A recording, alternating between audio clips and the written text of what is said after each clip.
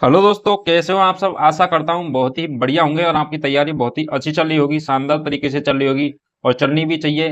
क्योंकि अभी एग्जाम में कुछ ही दिन बच गए हैं, आपकी एग्जाम होने वाली है और एग्जाम में 5-6 दिन का 6-7 दिन का टाइम है आपके पास। इसके अंतर्गत बहुत सारी प्रैक्टिस करनी है, तो इसलिए मैं आपके लिए पर डे कम से कम 3-4 वीडियो अपलोड करूंगा, जो कि आपके 20-25 मिनट की रहने वाली है। इसके अंतर्गत हर टॉपिक के आपके लिए 50 क्वेश्चन पूरा अपलोड कराया जाएगा।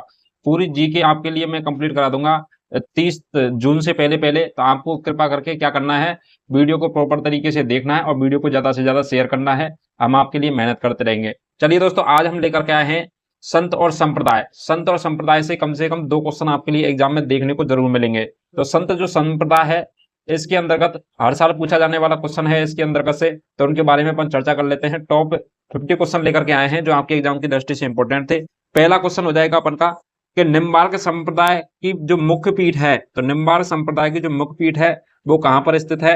तो वो आपको पता होगा कि निम्बार्क संप्रदाय है, उसकी जो प्रधान पीठ है वो हो जाएगी अपन के कहां पर, सलेमाबाद में। कहां पर हो जाएगी, सलेमाबाद में हो जाएगी। और सलेमाबाद पड़ता है अपन के अजमेर के अंतर्गत, किस जिले के अंतर्गत पड़ता है, अजमेर जिले के अंतर्गत पड़ता है।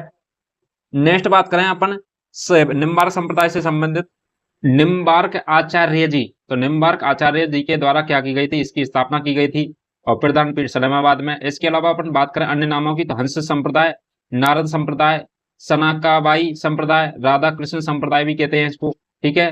और इनके गुरु का नाम कौन था, तो वो था अपन के नारद मुनि। कौन थे गुरु, नारद मुनि। और बचपन का नाम था भास्कर, ठीक है, निम्बार्क आचार्य जी का।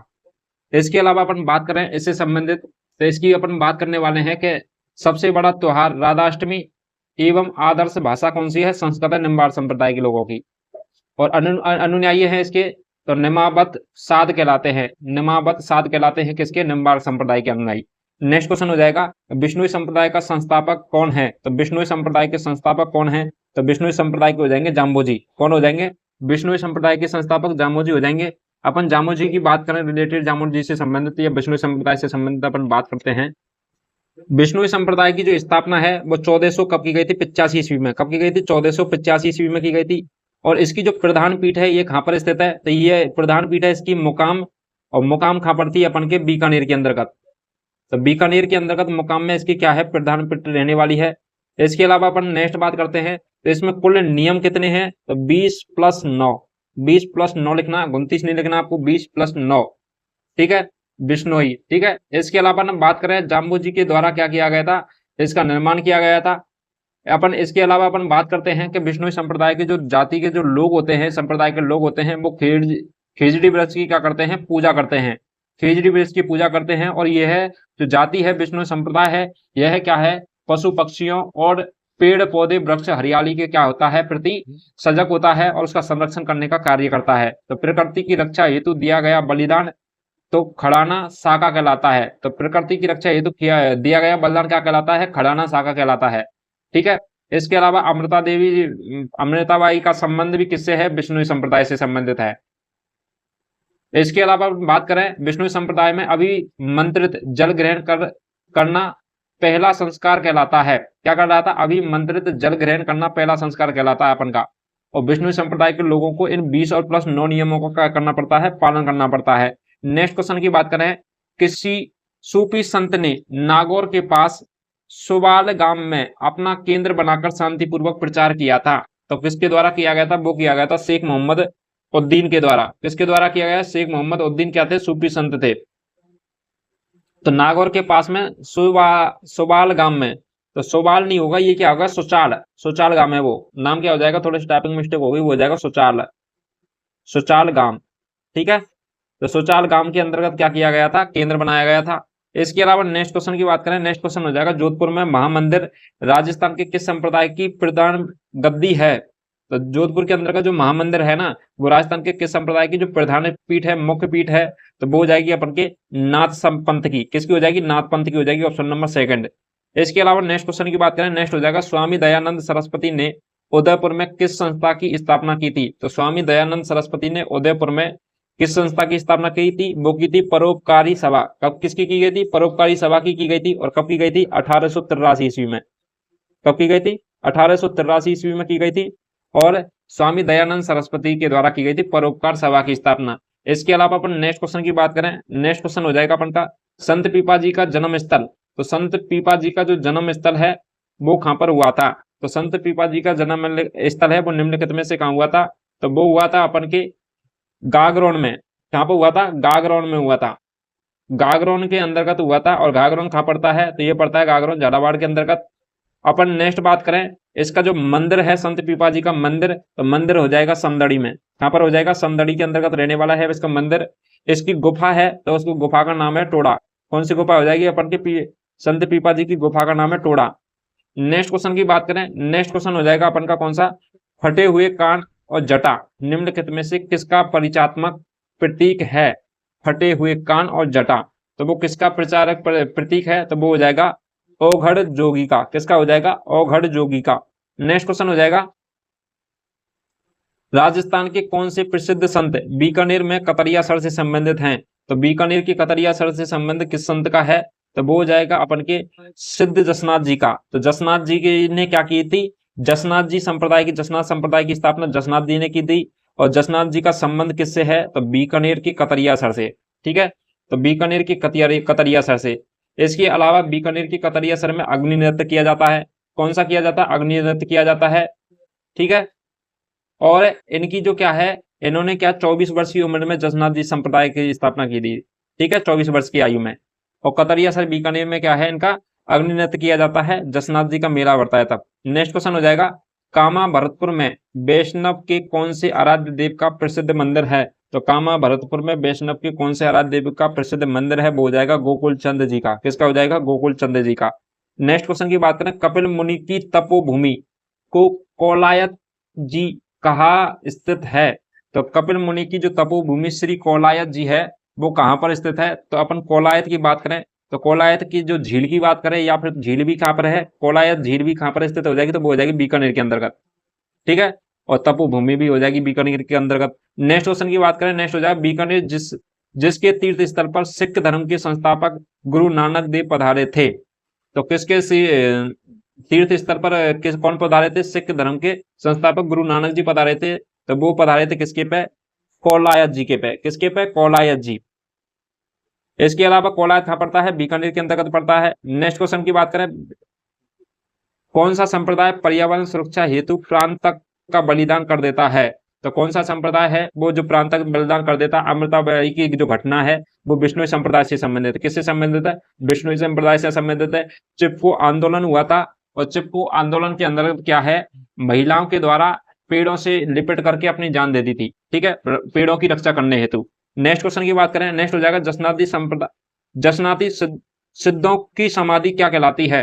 जो जसनाती संप्रदाय के जो सिद्ध होते हैं उनकी समाधियां क्या कहलाती हैं? तो वो कहलाती हैं बाड़ियां। क्या कहलाती हैं? बाड़ियां कहलाती है। ऑप्शन नंबर बी होगा राइट आंसर। नेक्स्ट क्वेश्चन हो जाएगा कि सैजोबाई का गुरु कौन था? तो सैजोबाई के गुरु कौन थे? तो सैजोबाई के गुरु हो जाएंगे अपन के चरणदास जी। कौन हो जाएंगे? चरणदास जी। और चरणदास जी की अपन की बात करें चरणदास जी, तो चरणदास जी की क्या है, दो शिष्याएं थी। दो शिष्याएं कौन कौन सी थी? एक तो थी अपन की सैजोबाई, और सैजोबाई के अलावा एक और हो जाएगी दयाबाई। कौन सी हो जाएगी? दयाबाई। और अपन बात करें इनकी एक शिष्य और हुए हैं, और उसका नाम है लालदास जी। कौन हो जाएंगे? लालदास जी इनके शिष्य हैं। ठीक है, इसके अलावा अपन नेक्स्ट बात करें, नेक्स्ट क्वेश्चन हो जाएगा अपन का, निम्नलिखित में से कौन सा मीराबाई का जन्म स्थान है? तो निम्नलिखित में से कौन सा मीराबाई का जन्म स्थान है? अभी ये एग्जाम में पूछा गया था, संगणक की एग्जाम में भी आया था ये क्वेश्चन। तो ये है अपन का कुर्की। कौन सा हो जाएगा? मीराबाई का जन्म स्थान कुर्की हो जाएगा। और इनका जन्म कब हुआ था? 1498 ईस्वी में हुआ था। कब हुआ था? 1498 में ईस्वी में। संत होते हैं तीन प्रकार के। एक तो होते हैं निर्गुण भक्ति, जो क्या है, भगवान में आस्था नहीं रखते हैं। दूसरे होते हैं सगुण भक्ति, जो भगवान में आस्था रखते हैं। एक होते हैं मिश्रित। ठीक है, तीसरे नंबर कौन से होते हैं? मिश्रित, जो क्या है भगवान का अस्तित्व हो मिश्रित में वो आते हैं जिसमें भगवान को आकार व निराकार दोनों रूपों में पूजा जाता है, वो मिश्रित भक्ति में आते हैं। ठीक है, और मिश्रित भक्ति के अंतर्गत आते थे संत चरणदास जी, और मीराबाई आती है सगुण भक्ति के अंतर्गत, क्योंकि यह क्या है, कृष्ण भगवान की भक्ति करती थी। नेक्स्ट क्वेश्चन हो जाएगा कि किस संत ने प्रारंभ में आजीविका हेतु डकैती का मार्ग अपनाया था? तो डकैती का मार्ग अपनाते थे पहले, और उसके बाद में संत बने थे। तो वह व्यक्ति कौन थे? तो वो हो जाएंगे अपन के हरिदास जी। कौन हो जाएंगे? हरिदास जी हैं, जो पहले इन्होंने क्या है, डकैती का मार्ग अपनाया था, उसके बाद में इन्होंने संत बने थे। नेक्स्ट क्वेश्चन हो जाएगा, जसनाथ जी ने कितने वर्ष की आयु में कतरिया सर में जीवित समाधि दी थी? तो जसनाथ जी ने कितने वर्ष की आयु में? 24 वर्ष की आयु में। कितने वर्ष की आयु में ली थी? 24 वर्ष की आयु में ली थी। नेक्स्ट क्वेश्चन हो जाएगा कि किस लोक संत को पर्यावरण वैज्ञानिक के नाम से भी जाना जाता है? तो किस लोक संत को पर्यावरण वैज्ञानिक के नाम से भी जाना जाता है? तो वो हो जाएगा अपन का जाम्बोजी। कौन हो जाएंगे? जाम्बोजी हो जाएंगे अपन के। नेक्स्ट क्वेश्चन की बात करें, नेक्स्ट क्वेश्चन हो जाएगा राम स्नेही संप्रदाय का चौथा राम द्वार है। तो राम स्नेही संप्रदाय का चौथा राम द्वार है, तो वो हो जाएगा अपन का कौन सा? खेड़ापा। कौन सा हो जाएगा? खेड़ापा हो जाएगा। और खेड़ापा कहाँ पड़ता है? तो ये पड़ता अपन के जोधपुर के अंतर्गत। क्या कर पड़ने वाला है? जोधपुर जिले के अंतर्गत पड़ता है खेड़ापा। और रामस्नेही संप्रदाय की स्थापना किसने की थी? रामचरण जी ने। किसने की थी? रामचरण जी ने। ठीक है। नेक्स्ट क्वेश्चन हो जाएगा निम्नलिखित में से संत रामदास जी द्वारा रचित ग्रंथ है। तो निम्नलिखित में से कौन सा संत रामदास जी द्वारा रचित ग्रंथ कौन सा हो जाएगा? तो वो हो जाएगा अपन का, पहली बात करें ग्रंथ भक्तमाला माल भक्तमाल, ये भी उन्हीं का है। गुरु ग्रंथ महिमा, ये भी उन्हीं का रहने वाला है, रामदास जी का। इसके अलावा ग्रंथ घग्गर निशानी, कौन सा ग्रंथ घग्गर निशानी? तो उपरोक्त तो सभी हो जाएंगे अपन के। ठीक है। नेक्स्ट क्वेश्चन हो जाएगा कि निम्नलिखित में से कौन सा नाथ संप्रदाय के महान संत हैं? तो नाथ संप्रदाय के महान संत कौन हैं? तो नाथ संप्रदाय के महान संत हो जाएंगे अपन के भर्तृहरि। कौन से हो जाएंगे? भर्तृहरि, जिन्होंने अलवर के बीच में क्या ली थी? समाधि ली थी। नेक्स्ट क्वेश्चन हो जाएगा कि किस संप्रदाय के साधुओं को विष्णु स्वामी कहा जाता है? तो विष्णु स्वामी कहा जाता है, तो वो किस संप्रदाय के लोगों को कहा जाता है? तो वो कहा जाता है निम्बार्क संप्रदाय के लोगों को। किसको कहा जाता है? निम्बार्क संप्रदाय के लोगों को। नेक्स्ट क्वेश्चन हो जाएगा कि कौन सा पंथ संप्रदाय सगुण भक्ति धारा से संबंधित नहीं है? तो कौन सा पंथ संप्रदाय है जो सगुण भक्ति धारा से संबंधित नहीं है? तो वो हो जाएगा अपन का दरिया पंथ। कौन सा हो जाएगा? दरिया पंथ। सगुण भक्ति धारा से निम्बार्क संप्रदाय है, कापालिक संप्रदाय है, शांत संप्रदाय है, लेकिन दरिया जो पंथ है यह किससे संबंधित नहीं है? तो ये हो जाएगा सगुण भक्ति से संबंधित नहीं है। नेक्स्ट क्वेश्चन की बात करें, नेक्स्ट क्वेश्चन हो जाएगा अपन का सुंडा माता मंदिर में स्थित भगवान शिव की मूर्तियां किस संप्रदाय की हैं? तो सुंडा माता मंदिर में स्थित भगवान की शिव की जो मूर्तियां हैं वो किस संप्रदाय की हैं? तो वो हो जाएंगी लकुश संप्रदाय की। किसकी हो जाएंगी? लकुलिश संप्रदाय की। ऑप्शन नंबर फर्स्ट हो जाएगा। नेक्स्ट क्वेश्चन की बात करें, कालबेलिया जाति किसे अपना गुरु मानती है? तो कालबेलिया जनजाति है वो किसे अपना गुरु मानती है? तो कालबेलिया जनजाति मानती है, तो वो मानती है कान पानाथ। किसको? कान पानाथ। तो कान पानाथ को मानती है कालबेलिया जाति अपना गुरु। नेक्स्ट क्वेश्चन हो जाएगा कि गोरखनाथ जी के पंथ में दीक्षित होकर के गौर खमालिया में 12 वर्षों तक कठिन तप कर ज्ञान प्राप्त करने वाले संत थे। तो गुरु गोरखनाथ जी के क्या थे? शिष्य थे। तो वो कौन थे? तो वो हो जाएंगे अपन के कौन रहने वाले हैं? संत जसनाथ जी। कौन थे? संत जसनाथ जी थे, जिन्होंने 12 वर्ष तक क्या की थी? कठिन तपस्या की थी। ठीक है। और गोरखनाथ जी के शिष्य भी कौन भी रहे? भर्तृहरि भी गोरखनाथ जी के शिष्य रहे हैं। नेक्स्ट क्वेश्चन हो जाएगा गौरांग महाप्रभु चैतन्य का संबंध किस राज्य से है? तो गौरांग महाप्रभु चैतन्य का संबंध है वो किस राज्य से संबंधित है? तो वो हो जाएगा पश्चिम बंगाल से। किससे हो जाएगा? पश्चिम बंगाल से। नेक्स्ट क्वेश्चन हो जाएगा पूर्ण प्रज्ञ भाष्य की रचना कर द्वैतवाद का प्रतिपादन किया था। तो द्वैतवाद का प्रतिपादन किसने किया था? वो किया था स्वामी मध्वाचार्य के द्वारा। किसके द्वारा किया गया था? स्वामी मध्वाचार्य के द्वारा किया गया था। नेक्स्ट क्वेश्चन हो जाएगा अपन का ब्रह्मा संप्रदाय और परम ब्रह्मा संप्रदाय निम्नलिखित में से किस पंथ के अन्य नाम हैं? तो ब्रह्मा और परम ब्रह्मा संप्रदाय हैं वो किस पंथ के नाम हो जाएंगे? तो वो हो जाएंगे अब दादू पंथ के। किसके हो जाएंगे? दादू पंथ के। दादू दयाल जी के द्वारा दादू पंथ की स्थापना की गई थी। ठीक है। तो ये कब की गई थी वो बात कर लेते हैं। तो दादू जी का जन्म है वो हुआ था 1544 ईस्वी में, और कहां पर हुआ था? अहमदाबाद गुजरात के अंतर्गत। ठीक है। अहमदाबाद गुजरात के अंतर्गत हुआ था दादू जी का जन्म। इसके अलावा अपन नेक्स्ट बात करें कि इनके बचपन का नाम है महाबली और इनके गुरु थे वृद्धानंद जी। ठीक है। वृद्धानंद जी भी कहा जाता है इनको। इसके अलावा अपन बात करें तो अपन दादू जी के द्वारा सर्वप्रथम 1568 ईस्वी में सावर जयपुर में उपदेश दिए गए थे।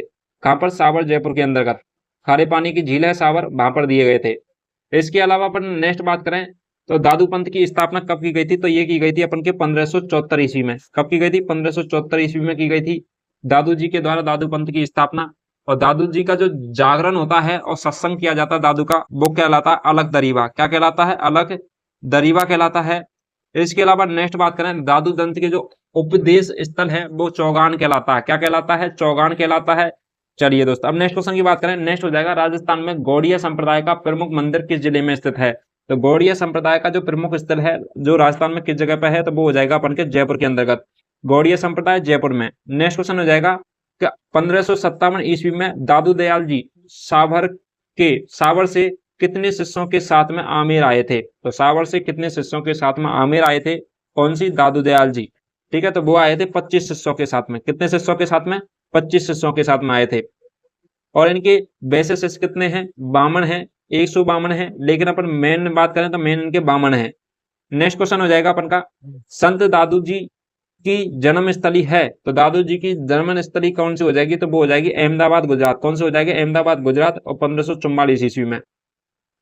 नेक्स्ट हो जाएगा कि संत दादू जी की वाणियों का संग्रह क्या कहलाता है? तो संत दादू जी की वाणियों का जो संग्रह है वो कहलाता है हरडे वाणी। क्या कहलाता है? हरडे वाणी कहलाता है। नेक्स्ट क्वेश्चन हो जाएगा, निम्नलिखित में से सगुन भक्ति का प्रचारक संत था। तो सगुन भक्ति का जो प्रचारक संत था वो कौन थे? तो वो थे गोरखनाथ जी। नहीं, सगुन भक्ति के प्रचारक संत कौन है? निम्बार्क थे। ठीक है। इसके अलावा नेक्स्ट क्वेश्चन की बात करें, जाम्बू जी किसके शिष्य थे? तो जाम्बू जी थे, वो थे अपन के गोरखनाथ जी के शिष्य। किसके थे? गोरखनाथ जी के शिष्य थे जाम्बू जी। इसके अलावा भरतरी भी किसके रहे हैं? गोरखनाथ जी के शिष्य रहे हैं। नेक्स्ट हो जाएगा, जंब सागर का संबंध किस संप्रदाय से है? तो जंब सागर का संबंध है वो किस संप्रदाय से रहने वाला है? तो वो हो जाएगा अपन के बिश्नोई संप्रदाय से। तो जंब सागर का संबंध है बिश्नोई संप्रदाय से। नेक्स्ट क्वेश्चन हो जाएगा कि मंत्र राज प्रकाश तथा हरिपुरुष जी की वाणी किस संत के उपदेशों का संग्रह है?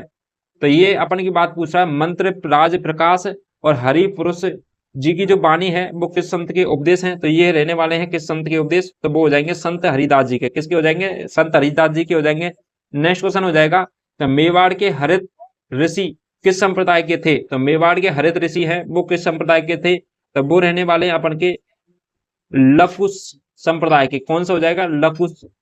लकुलिस संप्रदाय। ऑप्शन नंबर बी लकुलिस संप्रदाय हो जाएगा। नेक्स्ट क्वेश्चन की बात करें, राजस्थान में निर्गुण संत संप्रदाय का आविर्भाव कब हुआ था? तो निर्गुण संत संप्रदाय का जो आविर्भाव है, मतलब उद्गम की बात करें तो वो कब हुआ था? तो वो हुआ था 15वीं ईस्वी शताब्दी में।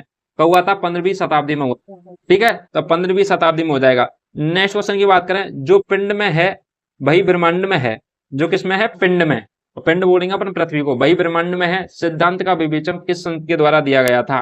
तो इस सिद्धांत का विवेचन है वो दिया गया था संत पीपा जी के द्वारा। किसके द्वारा दिया गया था? संत पीपा जी के द्वारा दिया गया था। नेक्स्ट क्वेश्चन हो जाएगा कि संत पीपा जी हैं के स्मारक के रूप में बना पीपा बट का बृहत मठ कहाँ स्थित है? तो संत पीपा जी के स्मारक के रूप में बना है क्या? पीपा बट का जो बृहत मठ है वो कहाँ पर स्थित है? तो वो हो जाएगा अपन के द्वारका में। कहाँ पर हो जाएगा? द्वारकापुरी के अंतर्गत।